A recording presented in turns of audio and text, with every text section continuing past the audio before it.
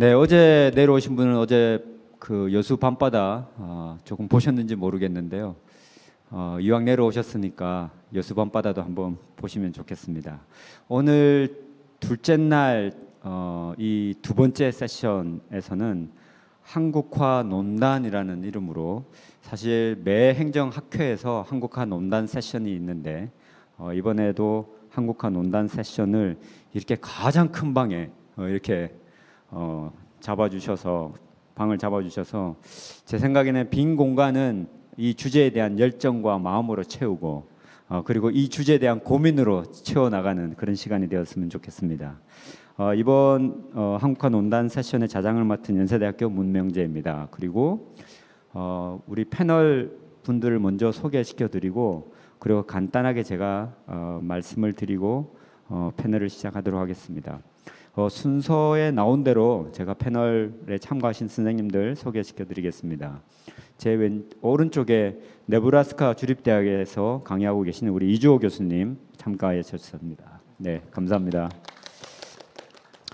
그 다음에 그 옆에 우리 서울과기대 김태희 교수님 참가해 주셨습니다. 감사합니다. 네. 그리고 제 왼쪽에는 동아대학교 강혜진 교수님 참가해 주셨습니다. 감사합니다. 그리고 KDI 국제정책대학원의 강민성 교수님 참가해 주셨습니다. 감사합니다. 통상 한국화 논단에서 논문을 발표하고 거기에 대한 심도 있는 토론을 해왔었는데요. 잘 아시는 것처럼 한국화 논단은 김영구 성균관대 명예교수님께서 한국화 논단 기금을 만든 이후에 꾸준하게 한국화 논단 세션이 이루어졌습니다. 그래서 여러 선생님들이 여기에 대한 고민을 같이 해주셨는데요. 오늘 이렇게 참가해 주신 박강국 교수님도 여기에 대한 고민을 많이 해주셨고요. 또 윤견수 교수님께서 발표도 해주시고 많은 고민을 그동안 많이 해오셨습니다. 작년부터 한국화 논단 운영위원회라는 게 만들어져서요. 그 서울대 최태현 교수님과 그 다음에 아주대 권양원 교수님과 함께 제가 그 운영위원회를 같이 하고 있고요. 그래서 올해는 어떤 세션을 할까 이렇게 세 명이 고민을 하다가 한국화 논단에 대한 논문도 굉장히 중요하고 그동안 많이 발표해 왔는데 이번에는 여러 각도에서 행정의 한국화에 대한 고민을 했던 것을 조금 같이 나누는 자리로 해서 앞으로 이 한국화 논단 그리고 행정의 한국화가 어떤 주제로 어떤 고민과 어떤 방향성을 가지고 진행되면 좋겠나라는 것을 한번 허심탄회하게 논의해보자라는 취지를 가지고 미국에서 공부하시고 강의를 하시면서 한국화에 대한 고민을 이런저런 모양으로 하셨던 이야기도 듣고 싶고 그리고 미국 행정학을 중심으로 공부를 하다가 한국에 와서 한국의 행정 현상을 가지고 고민하면서 논문을 쓰고 또 강의하면서 느꼈던 것들을 한국화라는 그 전제 아래서 어떻게 고민하실까를 또 이야기를 들어보는 것도 좋겠다라는 생각에서 또 선생님들 추천받아서 저희들이 모셨고요. 그 다음에 한국에서 또 공부를 하시면서 한국의 행정 현상, 한국화에 대한 고민을 또 어떤 식으로 할 수 있을까라는 맥락 속에서 또 우리 선생님 모셨습니다. 그래서 다양한 차원에서 말씀을 주실 것 같은데요. 제가 얼마 전에 정약용 선생님께서 유배지에서 쓴 그 편지를 읽다가 그 편지에 나온 내용 중에 재미난 내용들이 있는데 물론 그 아들에 대해서 아들이 왜 공부를 열심히 안 하는지 고민을 많이 하시고 술을 너무 많이 마시는 것에 대해서 고민을 많이 하시고 이랬는데 시를 쓰는 것에 대해서 이렇게 말씀을 하시다가 뭐 우리나라 사람들이 시를 쓰는데 역사적 사실을 중국 거를 많이 인용하면서 시를 쓰는데 그래서는 안 된다. 우리나라에도 삼국사기나 고려사, 국조보감, 동국여지승남, 징비록 뭐 이런 것들이 쭉 있는데 그런 데서 우리의 역사적 사실을 가지고 시를 짓고 고민을 해야지 실질적으로 중요한 시가 된다라는 말씀을 주셨어요. 그래서 우리 한국화 논단에서 고민하는 것과 굉장히 비슷한 그런 고민을 다산 선생님께서도 하셨구나라는 생각을 했습니다. 제가 이 패널 분들을 모시면서 작년에 김영구 교수님께서 이 행정학회에서 발표하셨던 그 논문을 공유를 해 드렸습니다. 그래서 어떤 고민 속에서 어떤 그 방향으로 이 한국화 그 논단에 대한 생각을 하셨는지를 같이 공유하기 위해서 보내드렸었는데요. 그 앞에 보면은 이런저런 내용들이 많이 나오는데 그 승계호 교수님 그 텍사스 오스틴에서 철학 교수님 하시다가 이제 돌아가셨는데 그분께서 서양 철학을 공부를 하셨거든요. 그런데 그렇게 하시면서 한국의 철학을 철학 학회를 보면서 나름대로 탄식을 하면서 했던 거를 인용을 해 두셨더라고요. 그 탄식의 내용이 뭐냐면 우리 한국의 철학이 어떻게 보면 서양 미인을 닮은 성형수술하는 모습으로 하고 있고 우리의 아름다움을 제대로 살펴내지 못한다 이런 고민을 그 인용구에 넣으셨더라고요. 그래서 아마도 그걸 그렇게 넣으신 이유는 행정학의 모습도 그런 모습이 있지 않나라는 생각 속에서 하신 것 같습니다. 그래서 오늘 네 분의 말씀을 듣고 또 오늘 여기 참여해 주신 우리 선생님들 말씀도 나중에 들어보는 시간이 되었으면 좋겠습니다. 순서를 저희들이 목차에 나온 순서지의 반대로 하기로 했습니다. 그래서 강민성 교수님이 제일 먼저 말씀을 좀 주실 거고요. 그 다음에 강혜진 교수님, 김태희 교수님, 이주호 교수님 순서대로 그렇게 말씀을 청하도록 하겠습니다. 네, 강 교수님 먼저 말씀 부탁드리겠습니다. 네, 안녕하세요. 저는 KDI 국제정책대학원에서 행정학 조교수로 근무하고 있는 강민성입니다.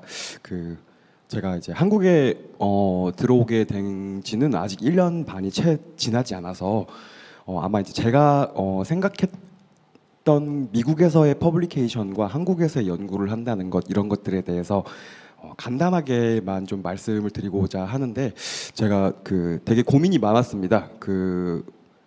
예전에는 대학원생으로서 한국화 논담에 이렇게 앉아서 그렇구나 하는 그런 이야기들을 많이 이렇게 듣곤 했었는데 이게 강단에 선다는 거는 또 굉장히 다른 일인 것 같더라고요. 그래서 이렇게 좀 뭐 주제 넘는 이야기들을 제가 드릴 수도 있겠고 혹은 아직 잘 모르네 이렇게 생각을 하실 수도 있는 이야기들을 조금 아주 간단하게만 드려볼 수 있도록 하겠습니다.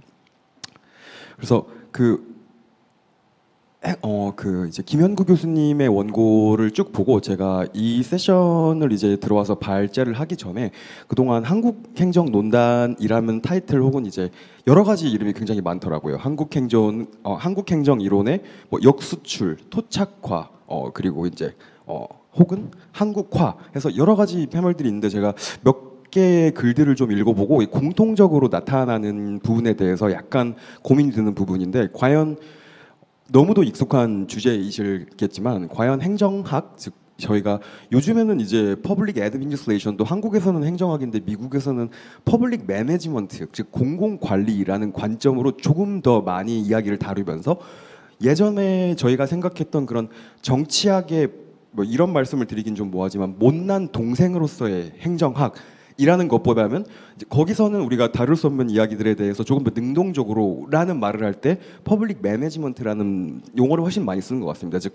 어떻게 해야 행정부에게 효율성을 좀 더 주고 전문성을 확보하고 재량도 주고 그리고 행정부가 단지 이제 정치적 수페리어들에게서 내려오는 오더를 따르는 게 아니고 사회적 형평성, 사회 정의 혹은 약자를 위해서 무언가를 한다 이런 데에서 좀 더 능동적으로 만들 수 있는지에 대한 그런 고민들이 미국 행정에서는 최근에서는 가장 큰 화두인 것 같은데 결국 이제 돌고 돌아서 정말 오래된 이야기이긴 한데 그래서 행정학이라는 것을 과학 사이언스로 볼 것이냐 아니면 아트 한국 교과서에서는 이 아트를 주로 행정 기술이라고 번역하는 경우가 많더라고요. 그래서 이 부분에 대해서는 저도 동의하는 바는 아니지만 이 부분에 대해서 좀 말씀을 나누고 싶은데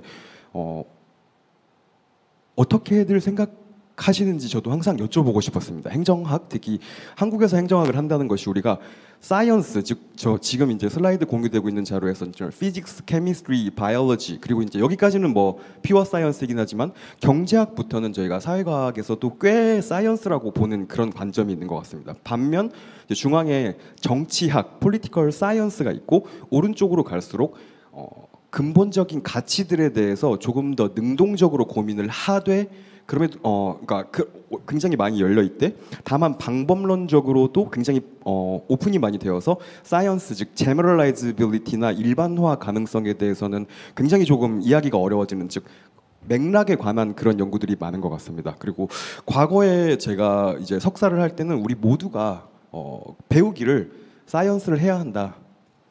뚝뚝뚝 잘라서 뚝뚝 분석하고 그걸 모아갈 때 그게 학문이 된다라고 했는데 최근의 흐름을 보면은 연구 경향들이 그렇게 과학적이지만은 않은 것 같습니다. 그리고 이제 토착화라는 부분을 말할 때에는 좀 더 아트 쪽에 많이 가 있는 것 아닌가. 그래서 그 두 개가 여기서 왼쪽으로 갔다 오른쪽으로 갔다 하고 행정학이라는 학문의 정체성은 나쁘게 말하면은 이것도 해야 되고 저것도 해야 되지만이라는 단점이 있는 동시에 이것도 할 수 있고 저것도 할 수 있는 그런 관점이 있어서 정말 그 이제 저는 경제학과 정치학이 굉장히 강세인 일종의 이컨스쿨에서 근무를 하고 있는데 이제 행정학이라는 것을 바라보는 시각이 굉장히 가치 주관적이다 이렇게 보시는 분들도 있고 그래서 그게 나쁜가 뭐 이런 생각도 좀 많이 들게 됩니다. 그래서 그 매우 유명한 그 사이언스냐 아트냐라는 그런 부분으로 제가 오늘 발제를 처음 꺼내 보았습니다.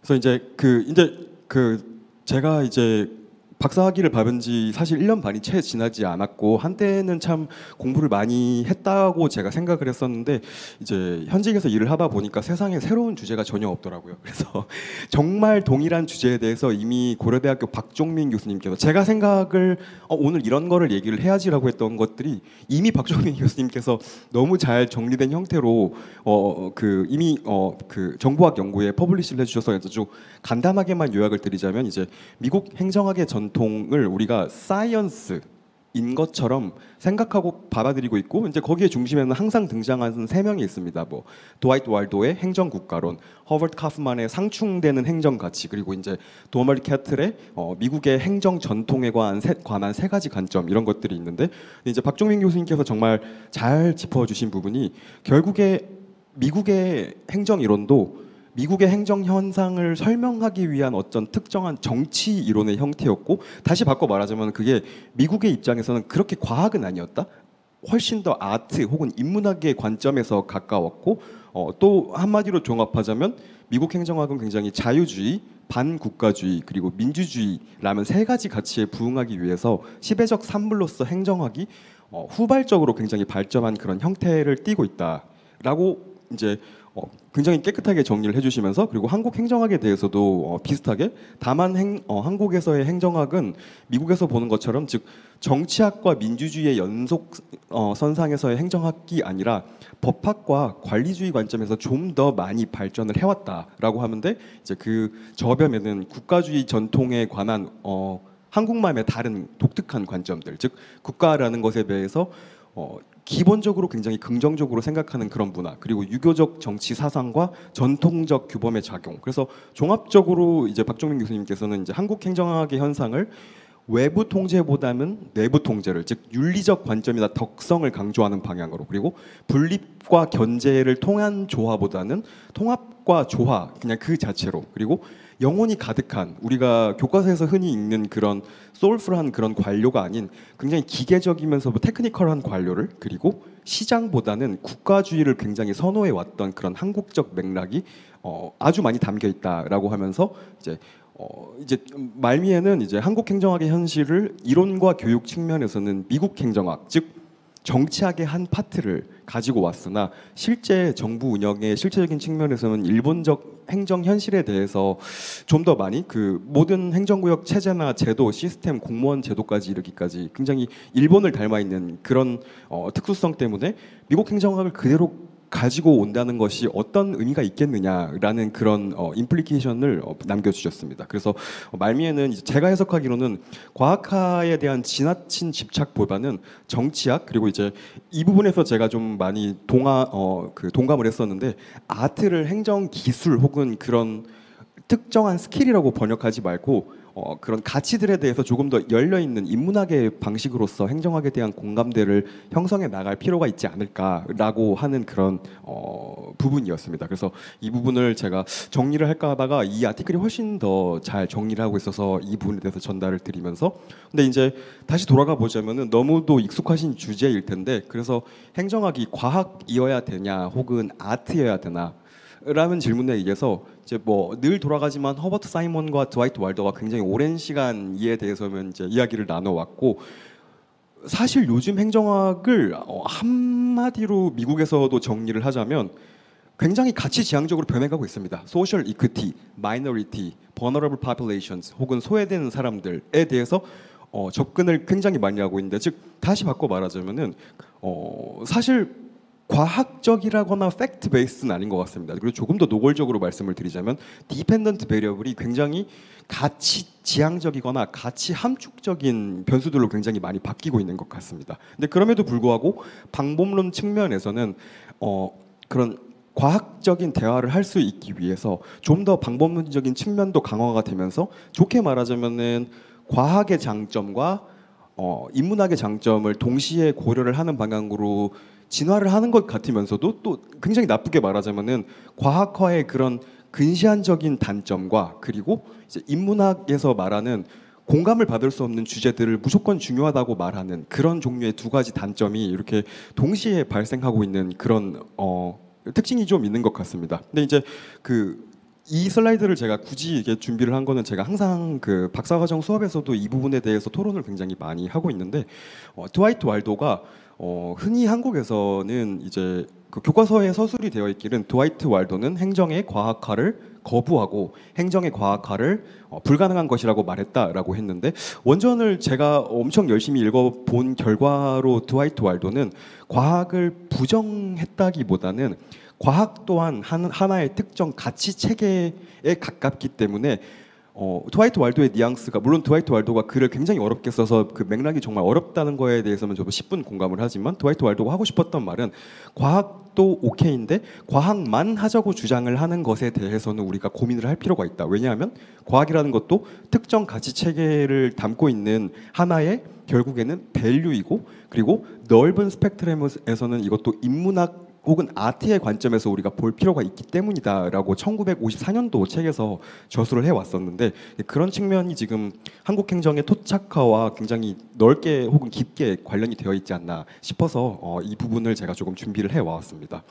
그래서 이제 약간의 단상들인데 지금 저 김상목 교수님께서 가 계시는데 사실 이제 저는 퍼블리케이션이라는 것을 가장 최근에 경험해 봤기 때문에 그리고 최근에 이제 것들을 조금 많이 보자 그러면은 한국 행정이 토착화에 실패했나라는 관점에 있어서 그렇지는 않은 것 같습니다. 그러니까 미국의 SSCI 저널들의 리뷰를 하다 보면은 한국의 케이스 혹은 한국의 띠오리, 한국의 예시를 가지고 와서 이야기를 나누려고 하는 그런 페이퍼들이 굉장히 많은데 제가 정말 두서없이 정리를 해봤지만 퍼블릭 서비스 모티베이션에서는 미국에서도 그 한국 케이스와 그리고 이제 한국 관점으로 매저먼트가 조금 바뀌어 온 그것들의 맥락의 특수성을 굉장히 이해하는 형태로 많은 그 박사과정 에서도 주로 이제 반드시 읽어야 하는 페이퍼들 중에 항상 이제 김상묵 교수님께서 쓰신 페이퍼도 항상 올라와 있고 저도 이게 케이스가 한국이네라고 하면서 물론 이제 짐 페리가 이제 정말 많은 노력을 했지만 한국이 굉장히 많은 노력을 했고 이제 내려갈수록 제너럴라이저빌리티가 조금 더 낮지만 이제 컨텍스트 와 좀 더 관련 있는 것들. 두 번째는 이제 협력적 거버넌스에 관한 연구들인데 펼쳐보면은 케이스가 한국인 경우가 정말 굉장히 많았었습니다. 그래서 티오리 디벨롭먼트에 한국의 이야기들이 이미 컨트리뷰트를 굉장히 많이 하고 있는 것들이 있고 3번부터는 사실상 한국이 더미넌트하게 연구를 진행하고 있는 필드라고도 여겨지는데 전자정부 스마트 시티 그리고 플랫폼 거버먼트 그리고 최근에 이제 뭐 M 거버먼트 플랫폼 거버먼트 관련해서는 제가 이렇게 페이퍼를 보다 보면은 한국 이야기부터 시작하는 게 일상적인 관례인 것 같습니다. 그리고 조금 더 국화임에서 내려오자면 최근에 이제 실험적인 반부패 연구들인데 한국이 이제 김영란법 이후에부터 그 한국적 맥락의 특성에서 반부패 드라이브를 굉장히 많이 걸었던 그 준실험 설계 혹은 자연실험 설계적인 관점에서 그 반부패 연구에 있어서는 이제 다른 나라들보다는 한국의 케이스가 굉장히 많이 나오는 것 같고, 그리고 저는 현재 이제 KTA 국제정책대학원이라는 굉장히 특이한 형태의 학교에서 근무를 하고 있는데, 외국 친구들 혹은 외국 고위 공무원들이 한국에 와서 가장 배우고 싶은 게 뭐냐라고 늘 물어보면은 하나같이 꼽는 게 새마을 운동 이야기를 하는 것 같습니다. 그 어디에서도 미국에선 찾을 수가 없지만 한국의 것이 어떤 특정한 모델링으로 작용하고 있는 그런 이야기들이 굉장히 많지 않나. 즉 한국과 행정학은 그러니까 이 종속이나 이런 관계보다는 계속 요즘에는 공생의 관계로 조금 더 많이 바뀌고 있지 않나 하는 그런 생각을 조금 하면서 들어와 봤습니다. 하지만 이제 많은 그 한국화 논단에서 페이퍼에서 그 논하고 계신 미국에서 배워온 것들을 한국에 강제로 이제 인퓨즈를 하려고 하는 그것과, 그리고 이제 국내 박사와 외국 박사들 간의 소통이 잘 되지 않는 그런 문제에 대해서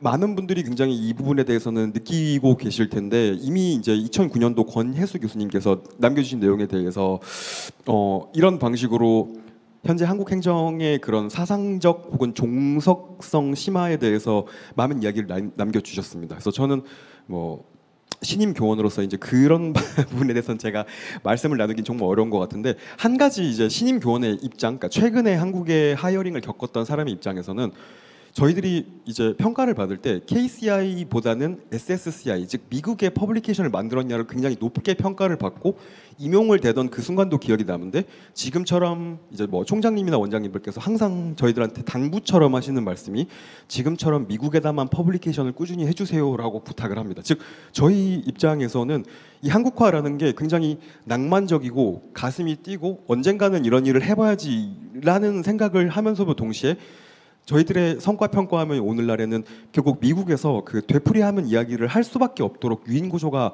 만들어져 있지 않나라는 그런 불편한 부분도, 제가 가장 막내의 입장이지만 이제 제 선배님들께서 이제 대화를 좀 더 편하게 할 수 있도록 민감한 주제를 제가 좀 말씀을 드리면서 오늘 짧게 한국화 논담에 있어서 제가 잠깐 가졌던 생각을 말씀을 드렸습니다. 감사합니다. 네, 강 교수님 감사합니다. 그동안에 한국화, 행정의 한국화와 관련된 여러 분들께서 많은 고민을 해주신 것 중에 일부 하이라이트해서 말씀을 주셨는데요. 아까 논문 인용해 주신 박정민 교수님은 아마 제 기억에 2012년부터 2014년까지 이 한국화 논단을 맡아서 해주셨고요. 관련된 책도 내시고 논문도 쓰셨고, 권혜수 교수님 특히 교육 분야에 대해서 많은 고민하시고 이런저런 그 뼈 있는 말씀을 굉장히 많이 해주셨죠. 그래서 우리 교육, 행정학 교육, 그 다음에 박사 배출하는 거에 대한 여러 가지 고민들을 생전에 많이 말씀하셨던 게 새삼 기억납니다. 그러면서 실제 조교수로 그 성과 평가와 관련해서 한쪽으로는 한국화와 관련된 고민이 굉장히 깊어야 되는데 현실은 또 그렇지 않다는 그런 정말 공감할 수 있는 그런 현실적인 이야기도 해주셨습니다. 네, 감사합니다. 그다음에 두 번째로 우리 강혜진 교수님 모셔서 말씀을 듣도록 하겠습니다. 안녕하십니까. 동아대학교 행정학과에 재직 중인 강혜진입니다. 저는 그 문명재 교수님께서 처음에 이제 이 한국화 논단에 대한 말씀을 하실 때 그동안 한국화 관련한 혹은 뭐 그동안의 연구와 관련한 어떤 한국화에 관련한 도전이라든지 뭐 그런 경험적인 부분을 말씀해 달라라는 거에 이제 꽂혀서 제가 그동안 했던 연구들을 어떻게 하면 이제 뭐 미국에 나가서 이렇게 퍼블리시를 하거나 발표를 하거나 했을 때 이렇게 알릴 수 있을 것인가, 그리고 뭐 그 한국적인 특성 이런 것들을 정확하게 전달할 수 있는 연구를 국내 박사로서 할 수 있는 그런 부분들에 대해서 사실 고민했던 것들을 그냥 가볍게 말씀을 드리려고 합니다. 사실 제가 이 그 한국화 논단에 대해서 얘기를 하시고 나서 그동안 선배 교수님들께서 하셨던 거를 이제 행정학회 홈페이지에 가서 쭉 다 찾아봤었습니다. 그래서 보다 보니까 지금 와 계신 윤견수 교수님께서도 이렇게 발표하셨던 내용들이 있고, 그리고 저의 지도 교수님이 죄송합니다. 감기가 걸려서 김명석 교수님이신데, 교수님과 함께 몇 년 전에 그 정치와 행정의 관계와 관련한 박동서 교수님의 저작에 대한 거를 재해석하는 거를 했었던 적이 있습니다. 그래서 사실 그런 자리였는데 제가 여기에서 이제 그 발언을 하라고 하셔가지고 굉장히 부담스럽기는 했는데요. 근데 그래도 제가 그동안 고민했던 것들 그리고 미국에 나가서 발표를 할 때 좀 충격을 받았던 것들 이런 것들을 가볍게 한번 말씀을 드리겠습니다. 그래서 행정이론의 한국화라고 이제 보내주셨는데 사실은 교수님들의 발자취를 따라가다 보니까 그동안 제가 풀고 있는지를 모르고 풀고 있던 숙제였던 것 같습니다. 그래서 교수님들께서 말씀해 주셨던 내용들 중에 인상 깊었던 것들 그냥 몇 가지 그리고 저를 되돌아보고 반성하는 기회로 삼을 수 있었던 말씀들 몇 가지를 이제 가지고 왔는데요. 정영덕 교수님께서 2016년에 또 이런 그 동계학술대회 한국과 담론에서 발표하셨던 내용 중에 미국 행정학의 개념적 렌즈를 통과하는 현상만 분석하고 있고 포착해왔다. 우리 한국의 행정학이. 이렇게 말씀하셨던 부분. 그리고 미국 행정과 한국 행정은 모든 중요하지 않은 부분에서 근본적으로 같다라고 말씀하셨던 이런 부분들이 굉장히 저의 그동안 그 연구의 경력이 짧긴 하지만 그 여정에서 제가 굉장히 많은 그 반성을 해야 되겠구나라는 생각을 했었습니다. 사실 제가 과정에서 배울 때 저희 지도 교수님은 그래도 한국적인 거에 대한 거, 한국만의 특수성 이런 것들을 굉장히 강조하시는 분이셨는데 대부분의 저의 코스웍에서 배웠던 것들 그리고 뭔가 과학적으로 접근할 수 있는 행정학의 매력 이런 것들은 방금 강 교수님께서 말씀하셨던 퍼블릭 매니지먼트에 관련한 연구였던 것 같아요. 그래서 그런 부분에 최대한 맞추려고 노력을 했던 그런 부분들에 대해서 이렇게 지적하신 것을 보고 좀 반성을 했었고요. 그리고 김영구 교수님께서 작년에 발표하셨던 그것들을 보면서도 사실은 그 보편성과 특수성과 관련한 보편적인 특수와 관련한 이런 연구 방향성을 가지고 해야 되는 그런 부분들을 제가 국내 박사로서 좀 더 많이 했었어야 되는데 사실은 그런 부분들에 대해서 많이 노력을 기울이지 않았던 것이 아닌가라는 생각을 했었던 것 같습니다. 그래서 제가 그동안 했던 연구들 중에서 사실 대부분의 연구가 정치와 행정의 관계에서 한국의 행정의 특징적인 그런 부분들 그리고 한국의 관료들이 갖고 있는 특징 그리고 한국의 정무직 인사가 갖고 있는 특징 이런 것들을 저는 연구를 그동안 했었는데요. 그래서 정무직 인사와 관련한 연구를 할 때 사실 저는 미국에서 하고 있는 그 폴리티컬 어포인티와 관련한 이론들을 찾으려고 노력을 했던 것 같습니다. 그래서 뭐 관료제에 대한 정치적인 통제라든지 아니면 그냥 정치적인 임명과 관련된 여러 가지 문헌들 그리고 뭐 기본적으로 여러 뭐 대주인 대리인 이론이라든지 이런 것들을 가지고 얘기를 하려고 했는데 사실 그게 설명이 잘 안 됐던 것 같습니다. 그래서 저의 박사 논문의 가장 큰 불만은 이론적인 내용이 뭔가 좀 이게 연구 주제와 딱 맞아떨어지지 않는다라는 반성을 굉장히 많이 했었는데 그거를 이제 미국에 가서 제가 학회에서 발표를 한 적이 있었어요. 근데 미국의 교수님이 제 발표를 이제 듣고 나더니 저한테 이렇게 얘기를 하시는 거예요. 네가 하는 연구 그거 클라이언털리즘으로 하면 될 것 같아. 이렇게 얘기를 하시는 거예요. 근데 저는 사실 좀 충격을 받았어요. 왜냐면은 제가 봤던 문헌 중에는 특히 이제 미국의 정무직 인사 이런 것과 관련한 연구들은 대부분 클라이언텔리즘으로 설명하지 않거든요. 정치적 연계나 이런 것들을. 그리고 제가 같이 코워크를 하긴 했지만 피터스 교수님이 하셨던 그 폴리티컬 패트로니지라는 프로젝트가 있는데 그 책에서도 저희는 이제 폴리티컬 어포인트먼트라고 이제 표현을 하긴 했지만 어쨌든 전체적인 카테고리는 패트로니지라고 표현을 하는 것이죠. 그래서 한국적인 어떤 특성 이런 것들을 외국에 가서 어떻게 하면 잘 설명할 수 있을까? 아무리 제가 미국 행정학의 그 베이스를 두고 이론적인 논의를 한다고 해도 외국 학자들은 그렇게 보지 않는구나라는 생각을 했었습니다. 그래서 그걸 어떻게 고칠까라고 고민을 하다가 이제 멈췄던 그런 경험이 있었고요. 그리고 특히 한국 같은 경우에는 장차관들, 특히 차관이 굉장히 관료 출신들이 많은데 그런 부분들에 대해서 이제 한국적인 특수성을 설명할 때 어떤 그 방향성을 가지고 얘기를 할 수 있을까라는 고민을 했던 것 같습니다. 근데 사실 해외 이론을 통해서 설명하는 게 굉장히 어려웠던 부분들을 한번 고백을 할 수가 있을 것 같고요. 그리고 한국과 사실 미국과 그리고 그 외에 여러 나라들의 제도적인 차이로 인해서 있는 부분도 있는 것 같습니다. 그리고 특히 한국의 장관 같은 경우에는 경로들이 굉장히 특수한 그런 케이스들을 많이 볼 수가 있는데 관료 출신이라고 해도 관료를 하다가 국회의원을 하는 경우도 있고 관료를 하다가 청와대 갔다가 혹은 인수위를 갔다가 국회의원을 하거나 그다음에 장관이 되거나 이런 여러 가지 경력의 경로들이 있는데 이런 케이스들에 대해서도 약간 미국의 사례랑 이렇게 매치해서 설명할 때 굉장히 어려운 부분이 있더라라는 그런 경험을 했었고요. 그리고 제가 장관 인터뷰를 굉장히 오랫동안 했었는데 그럴 때마다 장관님들이 하시는 말씀이 사실은 고시 동기들 중에 장관이 될 놈들은 딱 들어오면 알 수 있다라는 그런 이야기를 하셨거든요. 그래서 그런 부분들에 뭔가 설명할 수 없는 그런 부분들 이런 것들에 대해서 고민을 했었던 것 같습니다. 근데 사실 SSCI 저널에 투고를 하는 거는 여전히 어려워서 사실 미국의 이론으로 설명할 수 있는 그런 연구를 주로 그동안 했던 것 같아요. 그래서 그런 그전에 박사 논문과 그리고 과정생 때 고민했던 부분들이 사실은 지금은 조금 중단되어 있는 상태라는 거에 대한 반성을 하게 됐고요.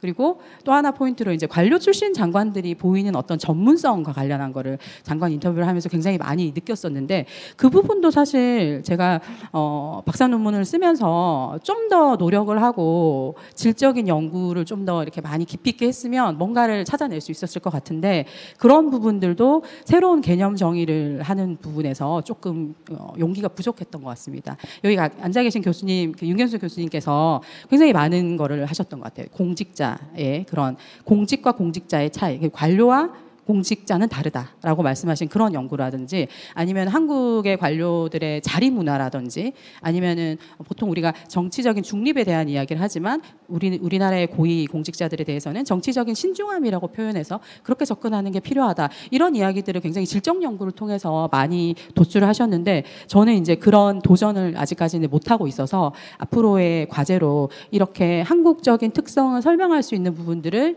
질적인 연구로 해서 개념을 도출하는 그런 부분들을 해볼 필요가 있다라는 생각을 했었고요. 그리고 권양원 교수님께서 이 똑같은 이 패널에서 말씀하셨던 것들 중에도 그동안에 이제 연구들이 양적 연구에 집중되다 보니까 질적 연구 방법 같은 것들을 통해서 한국 현실에서 발견할 수 있는 어떤 맥락적인 부분들을 개념을 수집하고 그리고 이런 것들을 이론으로 구성하는 과정 같은 것들이 필요할 것 같고 그래서 그런 부분들에 대해서 저도 앞으로 기여를 해야 되지 않을까라는 그런 생각을 해보았습니다. 그래서 뭐 보통 이제 그 예산을 확보하는 그런 이야기를 장관들이 할 때 예산통이 있다라고 얘기를 보통 하거든요. 근데 그 용어도 이번에 찾아보니까 국어사전에 있더라고요.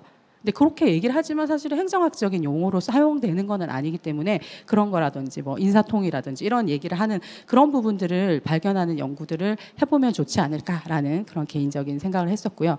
나머지는 제가 뭐 고위 공무원의 역할과 관련한 이런 것들은 시간적인 제약이 있기 때문에 넘어가고요. 마지막으로 그 PSM과 공직에 대한 자부심에 대한 연구를 제가 한 적이 있는데 사실은 이 연구는 제가 의도했던 저와 공조자가 의도했던 바를 실현하지는 못했어요.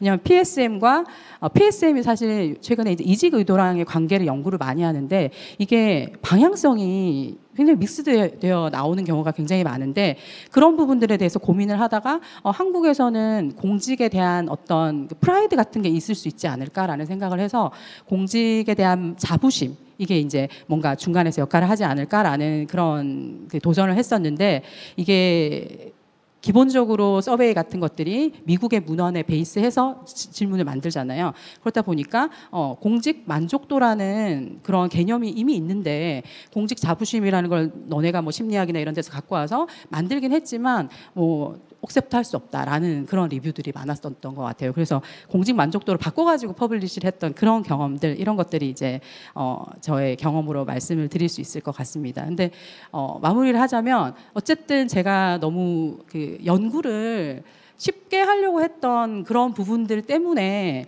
발견하지 못한 것이 아닌가라는 그런 반성을 해보게 되었습니다. 네, 이상 여기까지 하겠습니다. 네, 감사합니다. 실제 연구를 수행하면서 느꼈던 고민 지금 이렇게 간단하게 말씀을 해주셨지만 현실에서는 이거는 이런 개념으로 한국적인 걸 제대로 잡아서 뭔가를 하고 싶은데 리뷰 과정을 보면은 그걸 안 받아들이고 그래서 그게 걸림돌이 돼서 어떻게 보면 행정의 한국화가 세계화되지 못하는 그런 또 장애물이 여전히 있는 것 같고 그런 경험 말씀을 해주셨습니다. 맥락적 특성을 잘 반영하는 그런 김홍 교수는 맥적이라는 표현을 자주 쓰셨던 것 같은데 아무튼 그런 부분에 대한 고민 이런 게 여전히 굉장히 중요한 것 같고요. 과거에 보면은 뭐 한국의 회식 문화 이런 게 경영학에서는 이게 굉장히 중요하다. 정보 제공 그다음에 조직 관리에서 이제 그런 게 어떻게 보면 굉장히 특수한 현상인데 이제 그런 게 또 이론화되고 이런 게 그런 시도들이 있었는데 아마 우리 행정 현상에서도 너무나 많은 것들이 있는데 그게 충분하게 일원화되지 못하고 소개되지 못하고 받아들여지지 못하고 이런 상황인 것 같습니다. 그래서 앞으로 더 그런 고민들을 계속 저희들이 해야 되지 않을까 그런 생각이 듭니다. 감사합니다. 네, 그러면 우리 김태희 교수님 말씀 청하도록 하겠습니다. 네, 안녕하세요. 저는 서울과학기술대학교 행정학과에 있는 김태희입니다. 저는 이 한국화 논단 패널 참여가 처음이고요.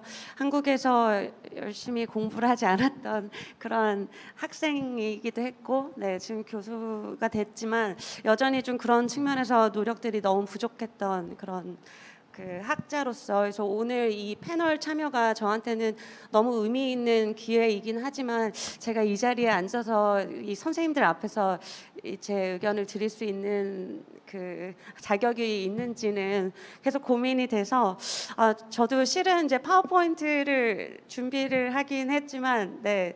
띄우지 못한 이유가 좀 부족한 점이 많아서 고민이 됐던 점이어서 네, 좀 주저주저 하다가 이제 제가 좀 약간 두서없이 말씀을 드릴 것 같은데 그 부분에 대해서 먼저 죄송하다는 말씀을 드리고자 합니다. 저도 이제 미국에서 2014년까지 하와이 대학에서 조교수로 잠깐 일을 했었는데요. 제가 이 경험을 말씀을 드리는 이유는 오늘 이제 한국에서의 맥락을 고려한 그러한 이론에 대한 논의를 지금 하고 있는 상황이지만 제가 그 하와이 대학에서 근무를 할 때도 이게 미국이기도 하지만 뭔가 아시안 그 컬러가 있는 그러한 지역의 대학이다 보니까 미국 주류에서 논의되는 여러 가지 사안들이 그 하와이 대학 안에 있는 학생들이라던가 여러 칼리그들에게 충분히 공감되지 않는 부분들이 존재하는 게 있었고요. 특히 다양성이라던가 포용성에 대한 논의를 할 때 미국의 메인랜드에 있는 많은 학자들은 그런 레이스, 에스니시티에 관련된 논의들을 주로 하는 반면에 하와이는 상당히 좀 독특한 인적 구성이 있었거든요. 그러니까 제페니즈 아메리칸이 제일 많았고 그 다음에 필리핀 그래서 좀 더 이 마이너리티가 워낙 주를 이루는 지역이다 보니까 그 다양성이라던가 포용성에 대한 논의가 이 메인랜드와는 조금 다른 그러한 논의들이 좀 주를 이루었던 게 좀 흥미로웠던 상황이었고요.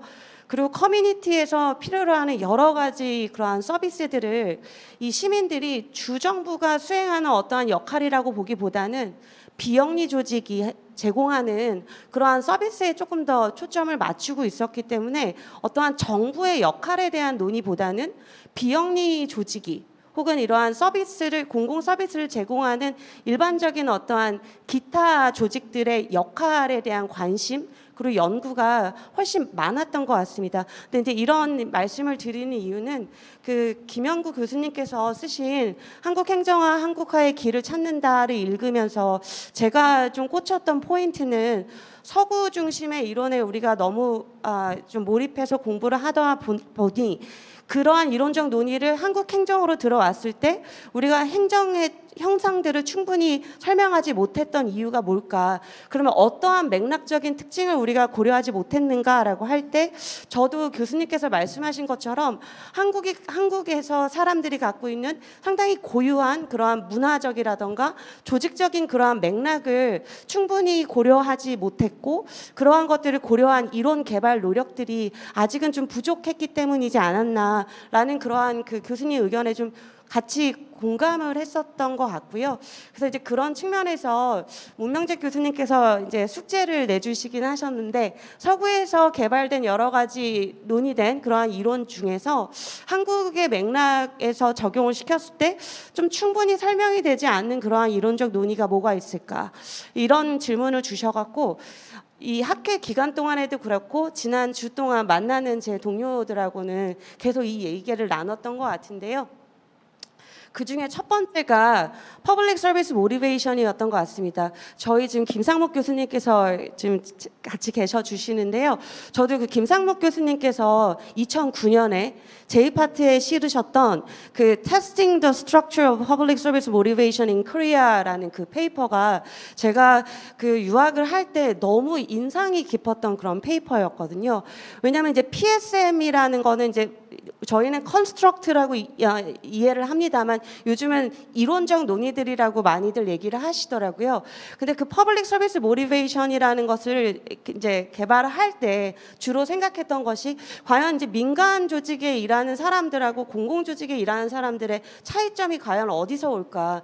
그 공직을 택하는 사람들의 고유한 어떠한 경향성이라던가 모티베이션이 뭐였는가를 이제 설명하는 과정 안에서 그런 개발된 이론적 논의라고 저희는 이해를 하고 있습니다만, 그러면 과연 이러한 이론적 논의가 한국의 맥락에서 적용이 가능할까를 한번 고민을 해봤을 때 너무 설명이 안 되는 부분들이 많은 거예요. 예를 들면 한국에서 공직을 택하고자 하는 저희 많은 제자들, 그리고 지금 이미 공직에 계신 공무원 선생님들하고 얘기를 많이 해봐도 어떠한 그 퍼블릭 인트레스트를 더 익스펜드 하겠다라는 그러한 자기만의 어떠한 콜, 듀티, 어떠한 그런 느낌이라기보다는 그동안 공직에 대해서 한국에서 갖고 있는 사회적인 스테이터스가 워낙 높았거나 아니면 부모가 그러한 공직에 임하는 것을 기대하고 요구했기 때문이라던가, 그 다음에 무엇보다도 직무에 대한 안정성이 다른 그러한 엔티티에 비해서 보장이 되는 상황이었기 때문에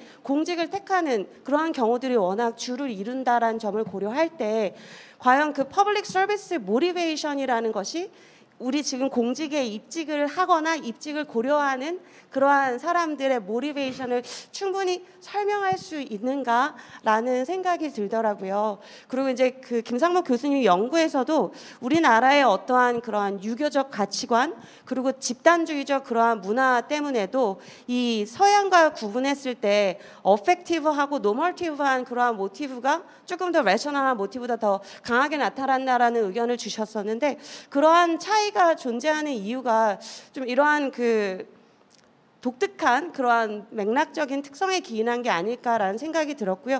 그러면 이러한 것들을 조금 더 이 한국적 맥락에 맞는 그러한 퍼블릭 서비스 모티베이션 시어리가 개발이 되기 위해서는 과연 우리에게 필요한 것이 무엇일까라고 할 때 앞서 여러 교수님들께서도 말씀하셨던 부분인 것 같은데, 저희가 지금까지 너무 많은 연구들이 기존의 서양에서 개발됐던 연구를 개량적인 그러한 그 스터디를 통해서 입증하고 혹은 조금 차이 있으면 설명하고 보완하고 이러한 연구들이 주를 이루었던 것 같은데, 아예 처음부터 스타팅 포인트부터 질적인 그러한 접근을 통해서 실질적으로 이 한국 맥락 안에서 사람들이 퍼블릭 섹터를 선택하고 퍼블릭 서비스에 오리엔티드 되는 그러한 그 모티베이션이 뭘까라는 그러한 연구가 진행돼야 되겠다라는 생각이 들었고요. 같은 맥락에서 사이콜로지컬 컨트랙트 시어리도 저희가 되게 많이 활용하는 그러한 이론적 논의라고 생각이 드는데, 생각해 보면 그러한 그 암묵적이고 명시적으로 표현되지 않은 그러한 심리적인 어떠한 그 컨트랙이 그러한 그 사안이 미국 맥락에서는 되게 개별적인 모티브와 개인적인 인트레스트가 상당히 강조되고 그게 당연시되는 그러한 문화가 있기 때문에, 그래서 그 사이콜로지컬한 컨트랙이 바이올레이트 됐을 때 반응이 상당히 부정적인 반응들이 나올 수 있다라고 생각이 드는데요. 근데 이제 한국의 맥락에서 바라봤을 때 계급주의적인 어떠한 그 조직 문화에 대한 수용도, 수능도가 상당히 높고 집단주의 문화가 워낙 주를 이루는 상황 하에서 개인이 어떤 차이점을 드러낸다라던가 그거에 대해서 보이스를 내는 게 별로 이렇게 긍정적으로 받아들여지지 않잖아요. 그래서 그러한 측면을 바라봤을 때 과연 서구의 사례처럼 그러한 사이콜로지컬한 컨트랙이 바이올레이트 됐을 때 반응이 우리도 그렇게 부정적일까? 혹은 그런 것들을 정말 심각하게 관심을 갖고 고려를 할까 조직 구성원들이 그런 또 생각이 들었습니다. 그리고 이제 세 번째 이론적인 논의는 바로 OCB였는데요. 어제도 제 동료들이랑 얘기했던 부분이었고 아마 어떤 학회를 갔을 때 모 대학의 교수님께서 하셨던 얘기셨던 것 같은데 한국의 공무원 조직 안에 OCB가 있을 수 있어? 라는 질문을 하셨었던 것 같아요. 왜냐하면 이제 OCB라는 그러한 이론적 논의가 나왔던 맥락을 우리가 고려를 해보면 여전히 이제 같은 얘기인데요. 서구에서 그러한 개인의 자율성, 개인주의적인 그러한 동기가 되게 당연시 표출돼도 괜찮다라는 그러한 맥락 안에서는 정말 자발적으로 내 직무 디스크립션 사항에 없는 거를 내가 굳이 자발적으로 하는 게 워낙 큰 엑스트라 롤 비헤비어이기 때문에 그거를 OCB라는 그러한 이론적 논의를 통해서 이 OCB가 가져올 수 있는 긍정적인 그러한 연구들을 정말 많은 연구가 되게 에코하듯이 이렇게 제시하셨던 것 같은데, 근데 한국적인 맥락에서 잠깐 고려를 해보면 저도 지금 이제 그 국제교류처라는 그 부서에서 일을 하고 있는데요. 제 밑에 있는 팀원들도 그렇고 제가 제 위에 있는 리더십하고 일을 할 때도 보면 이게 제가 실제적으로 정말 누군가를 도와주고 싶어서 아니면 정말 그 자발적인 그러한 것이 아니라 그냥 조직 안에서 그러한 행동이 워낙 규범화되어 있기 때문에 뭐 예를 들면 제가 금요일까지 일을 해야 되지만 토요일 날 나와서 일하는 게 저의 엑스트라 롤 비헤이비어라기보단 일이 있으면 당연히 일 끝내기 위해서는 주말에 와서 일해야지 이런 게 어떠한 기대치잖아요. 어떠한 규범이고 이게 뭐 긍정적인 규범이라고 볼 수는 없지만 그래서 그러한 기대에 제가 부응하는 순응하는 나의 행동이지 이게 실질적인 자발적인 그러한 그 엑스트라 롤 비헤이비어가 아니라는 측면을 고려할 때 그러면 한국적인 맥락에서의 이 OCB 시어리는 좀 다르게 밑바인이 돼야 되겠다라는 생각이 들더라고요. 그래서 그런 것들을 좀 고민했고요. 그리고 이제 앞서 그 하와이 컨텍스트를 얘기하면서 잠시 비영리 조직에 대한 얘기를 드렸는데 한국에서는 정부의 역할에 대해서 시민들이 갖는 생각과 이 미국의 맥락에서 시민들이 정부에 대해서 갖는 어떠한 기대감, 정부가 수행해야 되는 역할에 대한 인식이 조금 상이할 수 있다라는 생각이 들었어요. 왜냐하면 한국에서는 많은 시민들이 정부가 해야 되는 역할에 대해서 상당히 높은 수준의 기대감을 갖고 있다 보니까 정부가 하는 여러 가지 서비스 딜리버리 중에 다른 엔티티가 하는 역할들이 충분히 있음에도 불구하고 저희 한국 행정 맥락 안에서 연구되는 논의들은 다 정부 조직에 대한 논의거든요.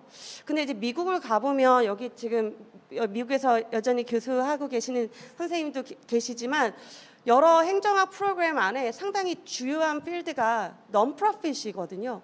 왜냐하면 공공 서비스를 전달하는 주요 주체 중에 하나가 정부를 넘어서는 규모로 비영리 조직이 수행을 하고 있기 때문이라고 생각이 드는데, 근데 그러한 역할들을 지금 한국의 경우에도 충분히 있다라고 생각하는데 한국의 행정학 프로그램들을 보면 비영리에 대한 과목, 비영리를 가르치는 선생님 뭐 이런 패컬티가 아직 부족하고 그러한 비영리를 가르칠 수 있는 패컬티를 리크루팅한다라는 그러한 잡 어나운스먼트를 아직 저는 못 본 것 같거든요. 같은 맥락에서 비정부 조직에 대한 것도 마찬가지고요. 그래서 그러한 지금 제가 좀 너무 두서없이 말씀을 드리고 있긴 합니다만 그 교수님께서 말씀하신 그 맥락적인 거에 대한 고려가 이 단순히 그냥 페이퍼 퍼블리케이션하고 공부를 하는 그러한 측면뿐만 아니라 강의에서도 그렇고 정부의 역할에 대한 그러한 저희의 생각에서도 그렇고 좀 많이 더 바뀌고 보완돼야 될 부분이 있다라는 생각이 들었고요.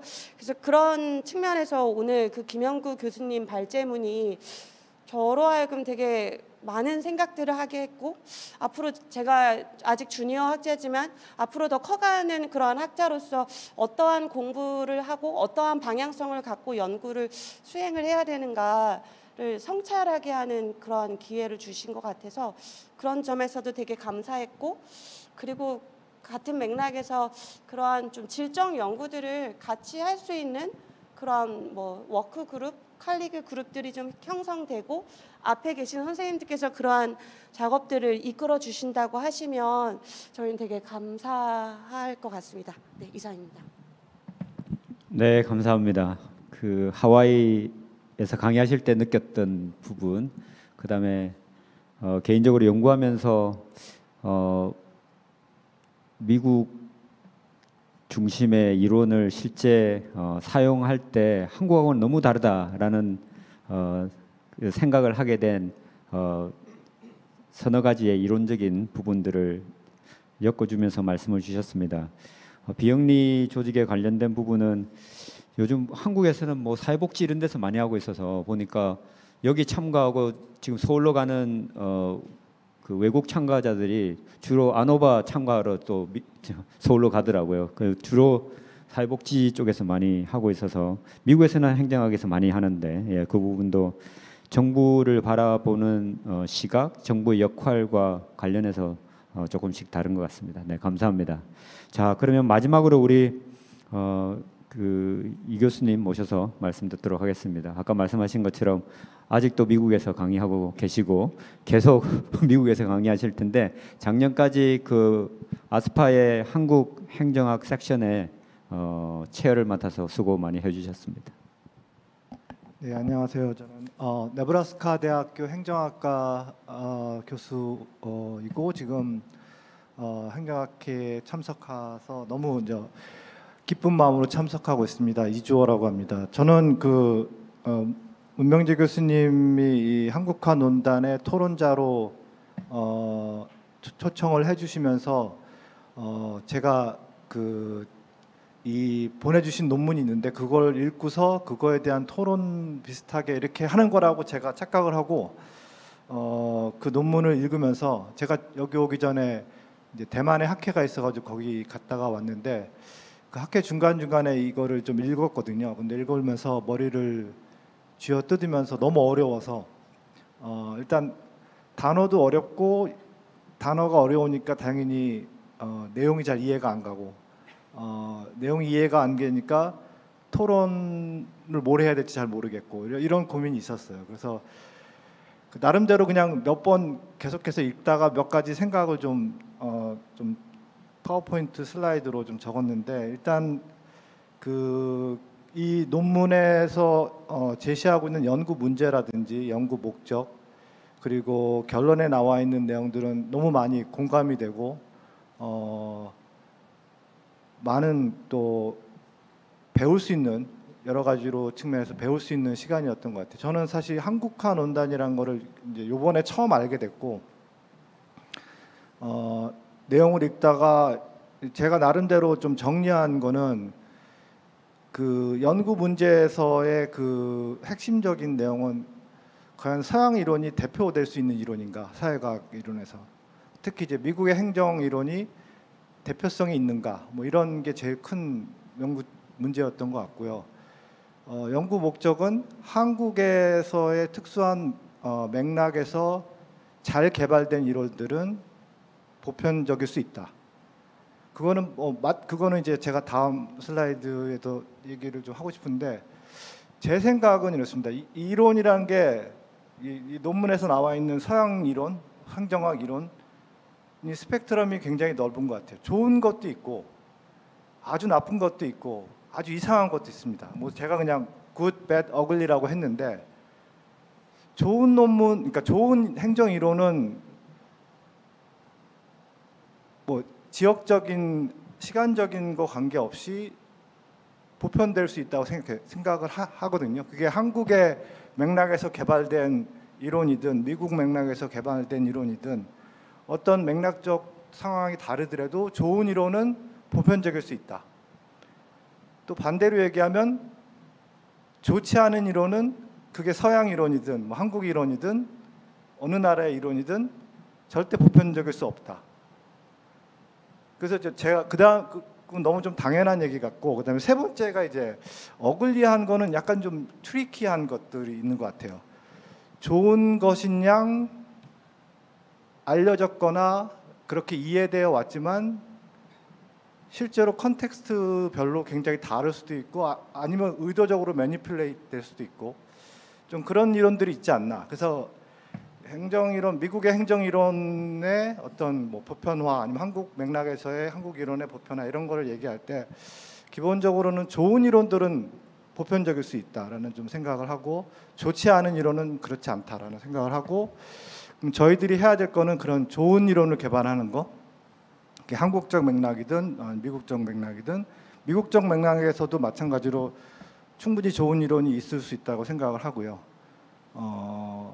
그 이 논문에서 나와 있는 것 중에 제가 이제 뒤에 슬라이드도 잠깐 썼는데 그 뉴 퍼블릭 매니지먼트가 좋은 이론인가? 처음에 나왔을 때 각광을 받다가 사실 미국에서도 이게 비판이 엄청 많은데 좋은 이론은 아닌 것 같다는 전 생각을 하거든요. 그리고 뭐 저기 이 논문에서 세 가지 유형, 한국화의 세 가지 유형에서 이론의 한국화, 과목의 한국화, 담론의 한국화 해서 세 가지 유형을 말씀을 하시는데 이 논문에서는 주로 첫 번째, 두 번째 내용이 주된 내용이었고 담론의 한국화가 이제 저같이 좀 그러니까 미국에서 이제 연구를 하고 미국 논문에 주로 그 논문을 발표하는 사람 입장에서는 저 세 번째 부분이 참 와닿는 부분이었어요. 좋은 한국 이론 아니면은 그러니까 불완전한 좋은 이론을 한국 상황에서 이해해 볼 때 모디파이 될 수 있는 그런 부분들을 좀 더 그 아까 다른 분들도 말씀하셨지만 김상국 교수님 그 PSM 논문에서도 그런 측면이 있다고 생각을 하거든요. 한국적 상황에서는 설명할 수 없는 컨텍스트 스페시픽한 그런 것들을 좀 반영을 해서 저는 PSM은 좋은 이론이라고 생각을 하고 기존의 PSM을 좀 더 발전시킬 수 있는 그런 역할을 한국적 맥락에서의 설명으로 할 수 있다. 근데 그런 것들이 만약에 예를 들면 김상국 교수님이 그 논문을 J-파트에 퍼블리시하지 않았으면 많은 사람이 몰랐을 거다. 그러니까 많은 사람이 모르면은 그게 알려지지 않으면은 한국적 맥락에서 개발된 좋은 보편적 이론이 많이 안 알려질 수 있으니까 저희 같은 사람들이 해야 할 일 중에 하나는 그런 것들을 좀 더 많이 알릴 수 있게 영어로 된 논문에 많이 실는 게 우리가 해야 될 일 중에 하나가 아닌가라는 생각을 했고요. 이 관련해서는 사실 저도 이제 가끔씩 제가 논문을 쓸 때도 한국 데이터 같은 걸 많이 이용을 하는데 그러다 보면은 좀 더 깊게 이해를 하기 위해서 이제 한국 행정학부나 정책학부나 이런 데 나와 있는 글들을 보면서 이제 한국적인 맥락에서 이게 무슨 의미일까 그 파인딩이나 그런 거 해석을 할 때 그렇게 참고를 하는데 그러다 보면서 제가 느낀 것 중에 하나는 너무 좋은 글들이 많은 거예요. 행정학부나 정책학부에 이런 것들을 영어로 그 좋은 저널에 퍼블리시해서 그러니까 서양 미국 행정학자나 아니면 유럽에 있는 행정학자들이 만약에 볼 수 있다면 한국 행정학의 수준을 굉장히 높게 평가를 할 거라고 생각을 해요. 개인적으로는. 그래서 그런 작업들이 좀 어떻게 해야 될지는 모르겠지만 필요할 거라고 생각을 하고요. 그리고 몇 가지 작은 질문들이 있는데 저는 이제 전공이 전자정부 쪽 전공을 하고 있어가지고 그냥 호기심에 한번 생각이 들었어요. AI 시대인데 한국의 행정학의 한국화가 AI 시대에 어떤 의미일까? AI가 어떻게 영향을 미칠까? 제가 깊게 생각을 해보지는 않고 그냥 보면서 생각을 한번 해봤어요. 그래서 그냥 심심해서 제가 챗 GPT한테 물어봤어요. 이거를 한국 행정학의 한국화 맞나요? 그 질문을 넣었을 때 뭐라고 답을 할까? 이렇게 봤더니 제가 좀 읽어봤는데 이 김원규 교수님이 얘기한 곳에 토착화에만 답을 하더라고요. 그러니까 이 논문에서는 토착화를 넘어서 한국화를 넘어서 세계화 이렇게 바람직한 방향인데 아직 챗GPT는 기존의 그 쌓여져 있던 정보가 토착화 단계에만 있는 것 같다. 그래서 결과적으로 보여주는 거는 좀 약간 편향적인 측면의 것만 보여주고 있다. 그래서 챗GPT가 이런 결과를 내지 않도록 저희들이 좀 더 많은 영어로 된 논문, 그러니까 챗GPT가 좀 더 많은 좋은 데이터를 가질 수 있도록 저희가 좀 노력을 해야 되지 않을까라는 생각을 했고, 그다음에 나머지들은 좀 약간 좀 작은 질문들인데 제가 읽으면서 두 번째 거는 제가 말씀을 드렸고, NPM이 성공한 모델인가? 좀 민주화 기반이 좀 덜 성숙된 나라에서는 성공할 수 없다. 그렇다면 민주화 기반이 성숙한 나라에서는 성공했는가? 그런 거에 대한 비판이 많이 있는 것 같아요. 그리고 제가 좀 흥미롭게 봤던 거는 이제 각주에 나와 있던 내용인데,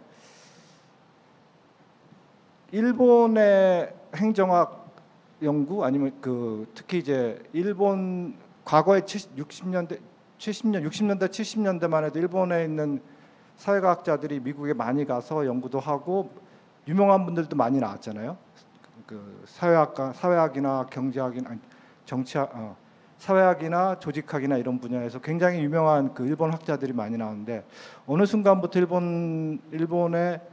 일본 사람들이 미국의 그 사회과학을 공부하러 가는 사람이 점점 줄어들면서 특히 행정학은 더 그런 것 같고, 그 얘기는 그 각주에도 나와 있는 것처럼 일본 국내 학자들 중심으로 행정학 연구가 이루어지고 있다. 그게 이 논문에서 얘기하는 한국화 혹은 일본의 입장에서 보면 일본화, 그게 좋은 모델인가? 일본의 행정학을 저는 잘 모르는데 그렇다고 이게 막 뭐랄까 좋은 이론들이 많고 막 그러느냐 모르겠어요. 있을 텐데 모른다는 게 문제죠. Nobody knows. 그래서 하여튼 뭐 저는 그거 보면서 일본의 그 행정학 지금 현상, 행정학과 아니면 행정학 연구의 현상이 우리가 본받을 만한 좋은 모델인가는 잘 모르겠죠. 저는 약간 퀘스천 마크고, 그리고 또 읽다가 재밌는 것 중에 제가 약간 웃었던 게 뭐냐면 거기 부분에 고시 과목에서 행정학을 선택 과목으로 바꾸려다 실패한 그런 얘기가 잠깐 나오는데 그 맥락이 좀 궁금했어요. 저는 사실 오늘 이 김용 교수님이 와서 좀 얘기를 하시는 줄 알고 물어보려고 그랬어요. 그때 이게 무슨 일이 일어났었나? 그랬는데 뭐 나중에 뭐 개인적으로 여쭤보겠습니다. 혹시 아시는 분 있으면은 얘기해 주시면 좋을 것 같고요. 그리고 또 정말 마이너한 건데 이제 이 논문에서도 계속 그런 얘기를 썼는데 이제 의존성이란 말을 많이 쓰시더라고. 서양 이론에 대한 의존성, 미국 행정학에 대한 의존성. 뭐 영어로 굳이 해석하자면 이제 디펜던스 같은데, 또 제가 몇 년 전에 그 비슷한 얘기를 좀 다른게 프레임 하시는 교수님을 봤는데, 우리는 디펜드 하는 게 아니라 아웃소싱 하는 거다. 우리 학생들을 미국의 행정학 공부를 배워오게 아웃소싱을 하는 거다. 그러니까 아웃소싱을 하는 주체하고 디펜던트 되는 주체는 조금 다른 것 같거든요. 그러니까 조금 프레임을 좀 바꿔서 생각해 보면은 이 한국 행정학의 한국화가 좀 다르게 생각이 되지 않을까라는 생각을 했고, 그 다음에 마지막으로는 이제 주로 저희 서양 이론, 미국 이론 이게 지역적인 좀 편향성을 얘기한다 그러면 좀 시간에 따른 편향성 같은 것도 있지 않을까. 과거의 이론이 현재 적용될 수 있나. 과거에 좋은 이론이라도 미국의 좋은 이론이라도 60년대, 70년대에 개발됐던 이론이 발전했던 이론이 현재 AI 시대에 2024년에도 과연 적용될 수 있는가. 그게 좋은 이론인가. 라는 좀 그런 생각을 했습니다. 이상입니다. 네, 감사합니다. 그 시간에 따라서도 굉장히 달라지긴 하는 것 같습니다. 예를 들면 아까 여러 이야기 나온 그 PSM 관련된 부분도 미국에서는 어떻게 그 좋은 민간 직장을 안 하고 공직에 갔어? 이건 너무 훌륭하네. 그걸 공부해봐야 되겠네. 근데 이제 지금 예전에는 안 맞았는데 지금 이제 그런 일이 서서히 한국에서도 벌어지고 있으니까 이 시간에 따라서 맥락도 변하고 이론 적용성도 변하고 우리도 또 다음 단계로 또 넘어가는 시점에 또 있지 않나 이런 생각도 들고요. AI를 더 학습시켜야 되겠다. 한국화 관련된 부분도 네.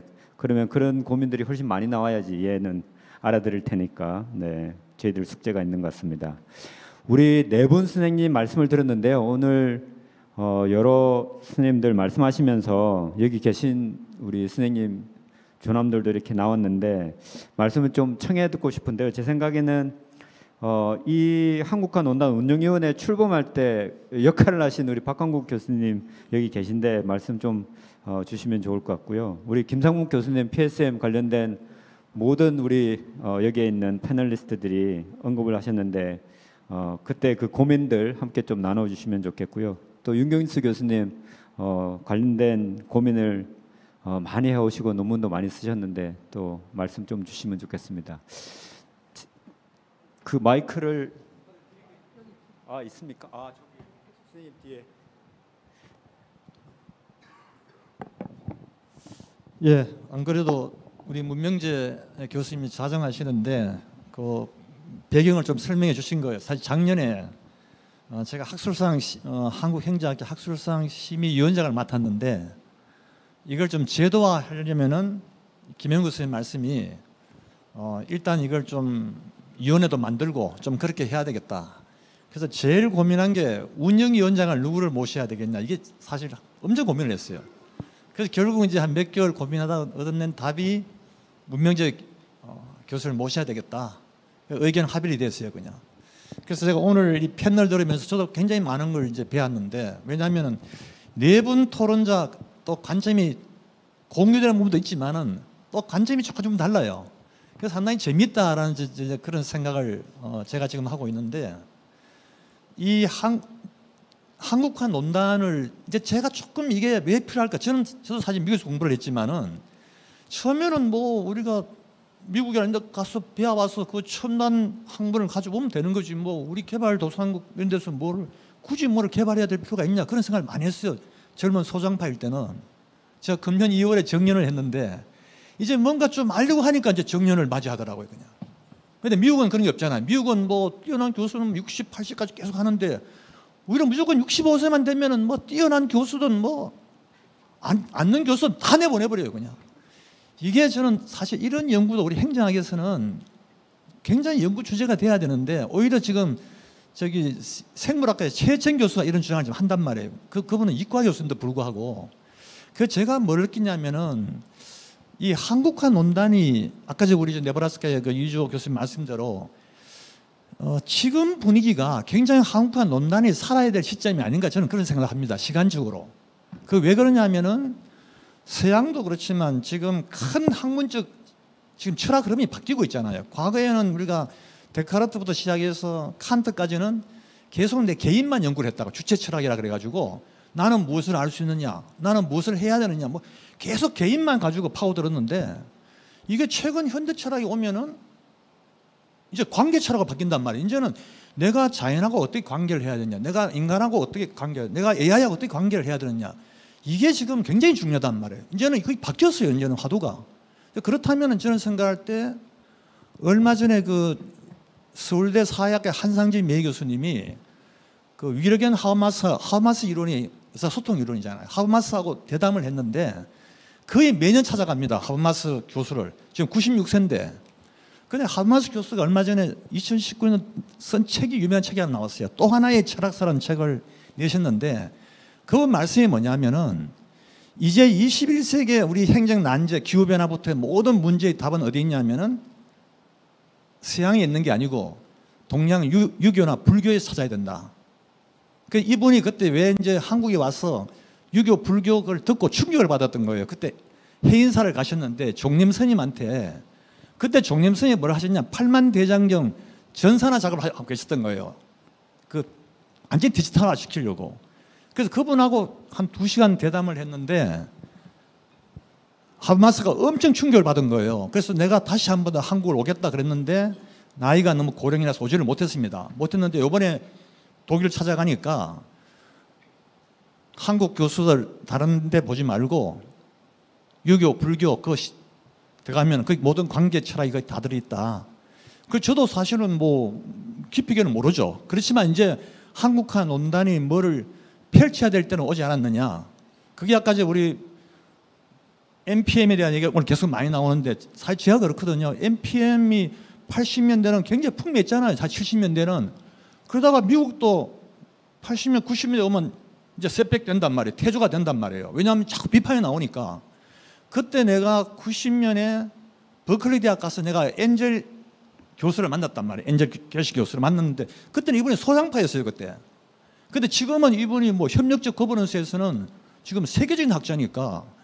그래서 제가 볼 때는 내가 이번에 대한민국 학술원상 이번에 심의위원으로 들어가서 이번에 학술원상 수상을 시켰는데 아직 확정은 안 됐지만 누구냐면 서울대학교 최병선 교수입니다. 왜?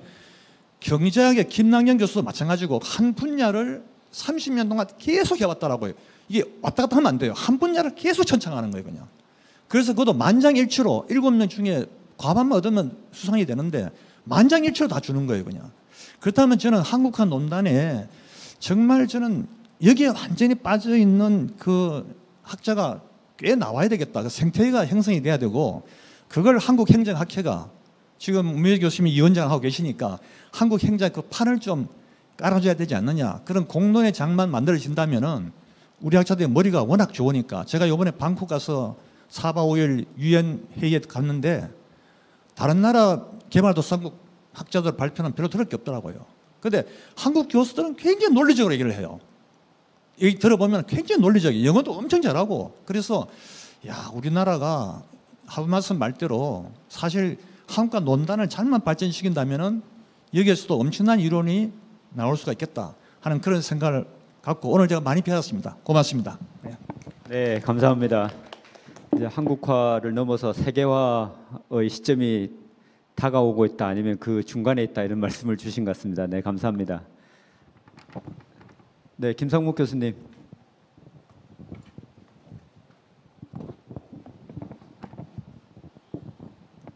예, 저 서울과학대 김상묵입니다. 저는 뭐 한국화 논단이 별로 이렇게 좋아하진 않은데 그게 좀 말씀을 드리면 어차피 세계가 여러 지역으로 나눠져 있고 여러 문화권으로 나눠져 있는데 결국 우리가 추구하는 학문이라고 하는 것은 각자가 서 있는 위치에서 자기가 속한 맥락에서 연구하는 거 아니겠어요? 그래서 그 한국화라고 하는 것은 결국 세계화를 지향하는 것이고 세계화된 것을 한국으로 가져오는 것이고 이런 상호작용이 이제 있다고 봐요. 그래서 우리가 한국에서 열심히 연구한 결과를 세계가 공유할 수 있도록 만들고 세계가 공유하고 있는 연구 결과를 가지고 와서 한국적 맥락에서 다시 재해석하고 활용하고 또 그것을 세계화하고 하는 한국화와 세계화는 계속 끊임없이 상호작용을 해가면서 학문이 이제 발전하는 거라고 나는 생각을 해요. 그 와중에서 이제 공공봉사 동기를 퍼블릭 서비스 모티베이션을 이제 한 20년 넘게 연구를 해왔는데 내가 이제 정년을 얼마 납두고 이렇게 지나온 세월을 이렇게 보면 내가 그래도 그 행정학계에 기여한 업적이라고 이제 꼽을 수 있다라고 한다면 공공봉사 동기의 개념을 확장시켰다라고 하는 거라고 이제 봐요. 그 앞에서도 말씀하셨습니다만 공공봉사 동기가 이제 미국적 맥락에서 이제 나온 개념인데 아니 한국적 맥락에서는 그렇지 않은 거야. 내가 뭐 공직에 가고 싶다 그래갖고 갈 수 있는 게 아니잖아요, 그죠? 그 어려운 공무원 시험을 통과해야 되고 그 다음에 70년대는 그 많은 선배들이 공대에 많이 갔어요. 근데 공대에 갔을 때 그 사람들이 갖고 있는 생각은 뭐냐 하면은 공업 입국이야. 우리나라 공업을 내가 발전시켜서 나라를 발전시켜야 되겠다라고 하는 많은 그런 생각들을 가지고 갔어요. 그런 사람들은 국가를 위해서 봉사할 수 있는 기회를 공업 정진이라고 하는 데서 잡은 거지.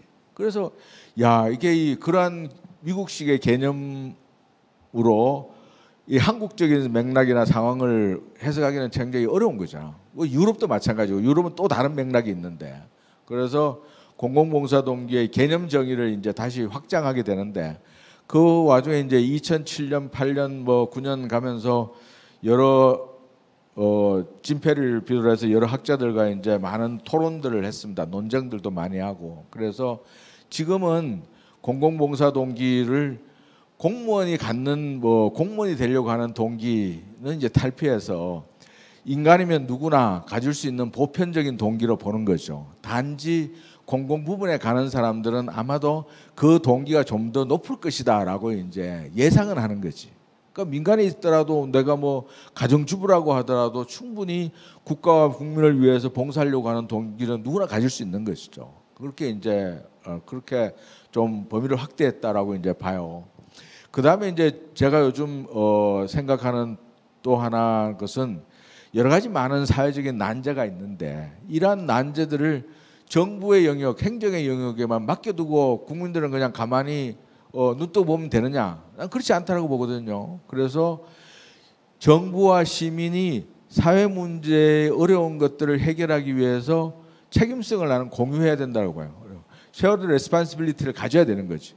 그러면 일반 개개인도 공적 영역에 있어서는 자기의 사생활이 아닌 공적 영역에 있어서는 정부와 똑같이 책임성을 가져야 되는 거야.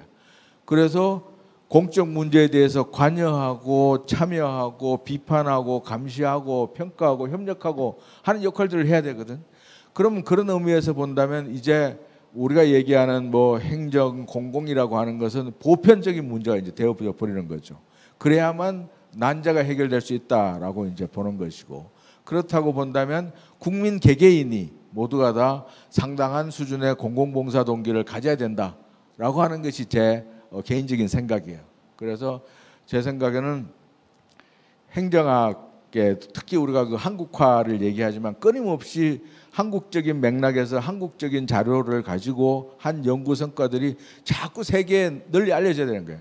그래서 야, 너네들이 이렇게 주장하지만 그게 보편적인 게 아니야. 그거 틀렸어. 이렇게 될 수 있는 근거를 제시하고, 그래서 더 나은 방향으로 발전할 수 있도록 부추기고 다독이고 또 압력을 가하면서 가는 거지. 이렇게 한국화와 세계화가 상호작용을 해야 행정학이 지속적으로 나는 발전할 수 있다라고 보고, 우리가 너무 한국화라고 하면서 자꾸 우리의 그 바운더리를 칠 필요는 없는 것 같아요.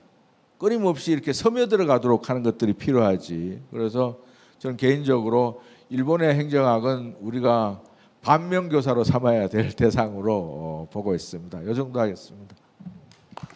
네, 감사합니다. 그 PSM에 대해서 왜 어떻게 고민을 하게 됐는지 그 배경을 말씀을 해주셨는데요.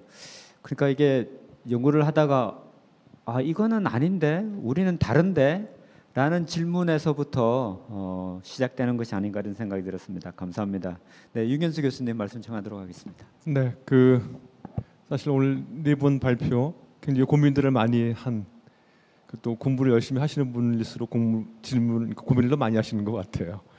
그래서 상당히 그동안 한국화 논단 하면서 나왔던 질문들 다시 해주신 분도 있고 다른 생각으로 정리하신 분도 있는데, 근데 사실은 이제 저희과 박도민 교수님이 계시는데 이런 말을 선생님 굉장히 많이 해요. 많이 하다 보니까 자연스럽게 그럼 어떻게 공부해야 될 것인가라는 질문을 항상 끝에 하게 되더라고요.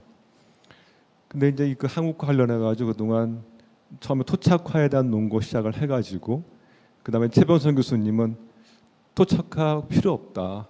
이론이나 개념의 어떤 보편성이 중요한 거지 왜 그런 데 매달리느냐라는 말씀하셨던 것 같아요.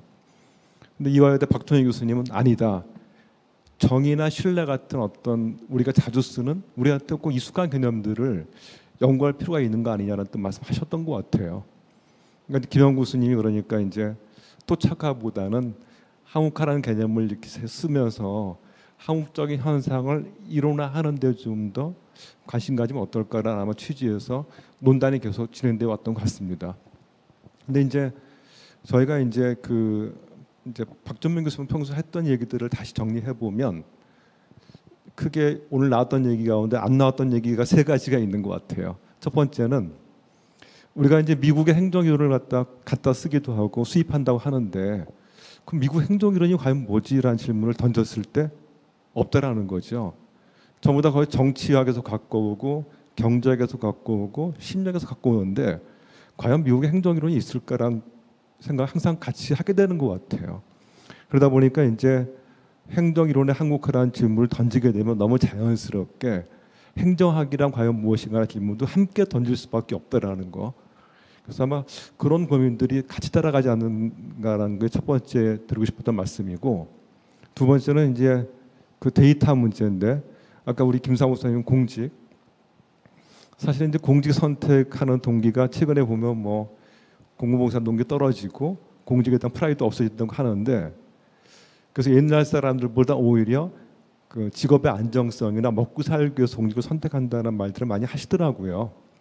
근데 제가 70년대 초반에 중반인가요? 성대 윤호공 교수님께서 그 당시 한국의 공무원들한테 왜 공무원 됐습니까? 라는 질문을 던졌던 아주 간단한 설문한 게 있더라고요. 수십 년 된 자료죠. 거기 보니까 거의 대부분 공무원들이 그냥 먹고 살기 힘들어서 공무원 됐다라는 응답을 다 해주셨었어요. 그러니까 몇십 년 전의 데이터나 현재 데이터나 사실은 큰 차이가 없다라고 나와 있으니까 이거 어떤 의미일까 생각이 들기도 하더라고요. 그래서 이제 두 번째는 뭐냐면 우리가 만든 데이터를 잘 만들고 그걸 잘 축적하는 게 상당히 필요하지 않은가. 그러니까 양적인 데이터뿐만 아니라 질적인 데이터도 데이터를 관리하고 그걸 사용하는 것이 굉장히 중요하다는 생각을 들을 수 있을 것 같습니다. 세 번째는 결국은 아까 이주호 선생님 말씀하셨던 담론하고 관련되는 건데, 그러니까 결국 이제 한국화나 뭐 세계화 도착과 다 의미가 있을 것 같지만 이제 제일 중요한 거는 그러니까 연구 질문의 한국화. 그러니까 이제 한국 학자들이 어떤 질문을 가지고 공부를 할 것이냐 이 주제 같습니다. 그래서 다른 건 몰라도 하나의 주제를 가지고 여러 명의 학자들이 계속 공부를 해가는 스터디 그룹이 있어야 되는 게 아닌가. 그러니까 너무 바쁘다 보니까 스터디 그룹 못 만들고 공부를 못 하는데, 일단 스터디 그룹 만들어서 공부를 열심히 하는 사람들이 많아지면 자연스럽게 오늘 같은 어떤 고민들이 해결되지 않을까 생각을 이렇게 해볼 수 있을 것 같습니다. 네, 오늘 마치겠습니다. 네, 감사합니다. 네, 시간이 지나긴 했지만, 네, 우리 교수님 멀리서 오셨는데, 네, 손을 들어 주셨습니다. 네, 감사합니다. 오랜만에 뵙네요, 진짜 교수님. 예, 교수님 안녕하세요. 그 여기저기 자주 뵙게 되는데, 저는 일본 기타큐슈 대학의 신동해고요. 20년 넘게 저 일본에 있게 됐는데, 그 제가 좀 오늘과 같은 오늘 그 이번 학회에서 한국 마이크를 좀 사용해.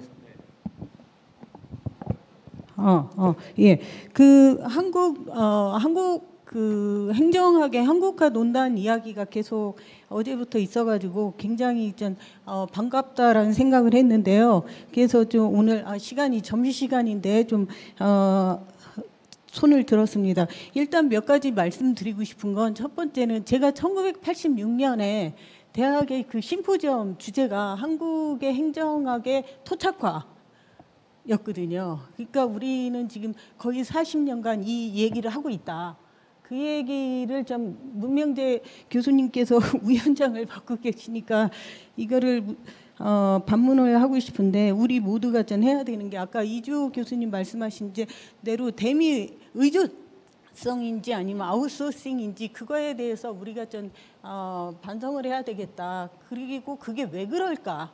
그 부분에 대해서 아웃소싱 때문에 그런 건 아닌가, 그 부분에 대해서 이야기를 좀 더 진짜 성찰을 해야 된다는 생각이 들고, 두 번째, 저는 그 김 교수님이 이제 한국화 이런 거에 대해서 별로 이렇게 그렇게 생각하지 않는다라고 이야기를 했는데, 그 며칠 전에 그 한국의 그 저출산 관련 심포지엄이 있었거든요. 근데 거기서 외국 학자들이 다 왔는데 거기 결론은 그거예요. 너희한테 답을 찾아라. 그 이야기도 사실은 되게 많이 하는 얘기예요. 왜 너희 문제를 우리한테 묻냐. 그 얘기는 정말 너무 많이 오랫동안 들었던 얘기거든요. 근데 전 우리가 글로벌 얘기를 계속하면서, 저도 내일 전 동경 관련 발표를 하는데, 저 글로벌이 커다란 하나의 이슈고 기술화 굉장히 중요한데, 글로벌에 뛰려면 적어도 4개 있어야 된다는 얘기죠. 그러니까 4개 있어야 그 글로벌 안에서 플레이어가 될 수가 있고, 그런데 우리가 뭐 한국의 역사나 인구나 언어 뭐 이런 것 때문에 학문이 주변화되고 뭐 이런 문제점들이 있고 그런 건 알지만, 저 글로벌에 있어서 우리 것이 무엇인지, 이게 미국에 왔더라도 그게 한국에서는 어떤 맥락에서 어떤 식의 이론화가 되는지, 이 고민을 하는 의미에서 한국과 논단에 대한 고민은 저는 되게 의미하다라고 생각을 하고요. 세 번째, 일본에 대해서 좀 말씀을 하셨는데, 일본에 대해서 조금 전에 일본이 한국의 롤 모델이냐, 그런 질문을 하는 게 아직 아프긴 한데, 어제 권양원 교수님께서 한국의 제도 이야기를 하면서 일본의 그 제도나 뭐 이런 것들이 한국 제도의 레거시이면서 거기에 미국 걸 양념으로 얹었다, 이 표현을 하는데, 그건 저는 아프지만 맞다고 생각을 하거든요. 그러니까 법이나 제도나 아직은 우리 일본 것들을 많이 가져오는데, 그래서 일본 것들이 좋다, 그 얘기를 하는 게 아니라 일본의 맥락을 이해해야 된다는 것과 일본에서의 연구 자세의 그런 것들을 우리가 좀 같이 봐야 되겠다, 이런 생각이 들어요. 그러니까 예를 들어서 일본에서 행정학을 하면은요, 기본적으로 법학부에 있어요. 정치학과 법학과 행정학이 같이 있는데, 거기서 걔네들이 행정학, 자기네들이 하는 행정학 딱 3개로 얘기하는데, 그 중에 하나가 제도사, 두 번째가 관료예요. 그 다음에 세 번째가 정부 간 관계거든요. 정부 간 관계에 정책들이 다 들어오는 거죠. 정당 들어오고 지역 정당 들어오고.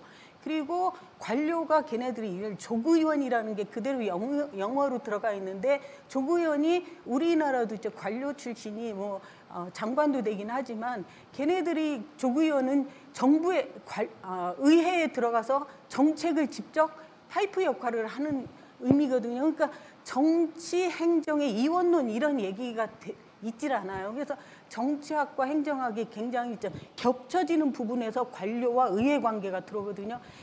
그런 의미에서 예를 들어 제도사나 관료 연구나 정부 간 관계, 이런 의미에서 일단은 거기서도 뭐 예를 들어서 뭐 에이전시 이론 들어오긴 하는데, 그게 자기네들 문맥에서 이론화가 된다는 거죠. 그래서 그게 무엇일까? 우리가 지금 그 옆방에서는 외국인 학자들 많이 와서 하는데, 그게 미국 간 것과 여기 온 것이 똑같으면 의미가 없지 않겠습니까? 그런 의미에서 좀 더 이런 고민을 해야 된다는 생각이 들고요. 그 외에 서너 가지가 있는데, 그거는 혹시 다음에 기회가 있으면 발언하도록 하겠습니다. 시간 주셔서 감사합니다. 오늘 너무 좋았습니다. 감사합니다. 네, 감사합니다. 네, 또 일본에서 강의하시고 연구하시면서 또 느꼈던 점을 공유해 주셔서 너무 감사드립니다. 이번 학예학회 한국화 논단은 기존의 방식하고는 조금 바꾸어서 저희들이 해봤는데요. 좀 실험적으로 했는데, 참여해 주신 여러 패널 선생님들께서 많이 고민해 주시고 또 개인적인 경험들을 잘 공유해 주셔서 감사드리고요. 이런 논단을 할 때마다 남는 거는 숙제가 남는 것 같습니다. 더 해야 될 일이 많구나, 이런 생각이 들고요. 오늘 보니까 서구 중심의 이론이 한국적인 맥락의 특화, 그리고 적용되지 못하는 거에 대한 반성, 질문, 고민, 그래서 기존 이론에 대한 연장 또는 확장, 이런 부분도 굉장히 중요하겠다라는 생각이 들고요. 또 하나는 한국에서 이런저런 이론적인 고민을 한 딜레마 이론이라든지 시차 이론, 이런 것들도 있었는데, 그게 뭐 국제적으로는 알려지고 이렇게 이론적으로 크게 논의되지 못한 그런 아쉬움도 있습니다. 그렇게 보면은 한국 사람이 그 고민했던 이론적인 고민들이 펼쳐지지 못한 그런 아쉬움이 있어서 그런 부분에 대한 숙제도 있는 것 같고요. 또 개인적으로는 이런 것들이 다 합쳐져서, 예를 들면 우리가 많이 인용하기도 하는 주인 대리인 이론이라든지 쓰레기통 모형이라든지 이런 것이 한국 사람이 누군가가 막 논문을 썼다 그러면 세계화가 됐을까? 이제 그 부분은 개념화에 대한 자신감, 이론화에 대한 자신감이 일단은 있어야지, 그 다음에 공유도 되고, 그 다음에 그 그룹들이 생겨서 같이 고민해야지 되는 부분인 것 같아서, 혼자 할 수 있는 것은 아니고 공동체가 한국화 관련된 고민을 계속해야 되겠다 이런 생각을 했습니다. 오늘 참여해주신 우리 네 분 선생님 너무 감사드리고요. 또 말씀해주신 우리 선생님들 감사합니다. 고맙습니다.